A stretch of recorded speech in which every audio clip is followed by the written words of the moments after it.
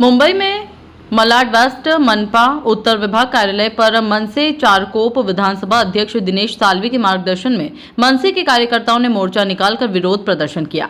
उत्तर विभाग की लापरवाही के कारण मालवड़ी क्षेत्र में गत दिनों एक 3 मंजिला अवैध इमारत की दीवार गिरने के कारण 11 लोग घायल हो गए थे। एक साल पहले भी मालवड़ी में 3 मंजिला अवैध इमारत गिरने से 4 लोगों की मौत हुई थी।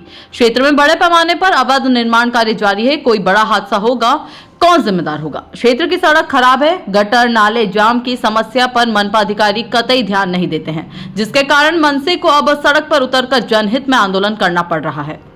आइए सुनिए दिनेश साल्वी मनसे नेता ने क्या कहा। भारत संवाद के लिए अभिषेक मिश्रा की खास रिपोर्ट। मालाड बी उत्तर विभागामध्ये वारंवार तुम्ही पाहत असाल तक्रारी येतात की 2-2, 3-3 मजली अनधिकृत जी इमारत आहे कोसळून त्या ठिकाणी जीवितहानी होत आहे। गेल्या महिन्यातच आपण पाहिलं असेल की एक भिंत कोसळली, 2 मजली अनधिकृत स्ट्रक्चरची इमारत भिंत कोसळून जवळजवळ 11 लोक गंभीररित्या जखमी झाले।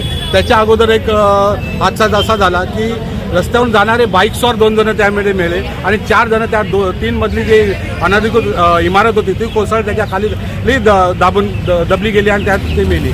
असं असताना आम्ही गेल्या महिन्यामध्ये आम्हाला तिथल्या लोकांनी त्या ठिकाणी एक 5000 फुटाचं 2 मजली लोखंडी भीमूर्ती तुम्ही पाहत असता, हे बघा अशा प्रकारचे अनधिकृत बांधकाम चालू होतं। लोकांनी तक्रार दिला जर हे स्ट्रक्चर कोसळलं तर मोठ्या प्रमाणात त्या ठिकाणी जीवितहानी होईल। आणि गेल्या महिन्यात 22 तारखेला आमचं एक शिष्टमंडळ या वॉर्ड ऑफिसरला भेटलो। ते बोलले आम्ही त्वरित कारवाई करतो, पण आज 15 दिवस झाले या लोकांनी काही कारवाई केलेली नाही। हे भ्रष्ट झालेलं महानगरपालिका आहे, यांना लोकांच्या जीवाची काही पर्वा नाही आहे। त्यामुळे अशा प्रकारचे अनेक आज तुम्ही बघताय मँग्रोव्हवरती भराव टाकून आता मोठ्या प्रमाणात बांधकाम चाललंय, स्ट्रक्चर बांधले जातात।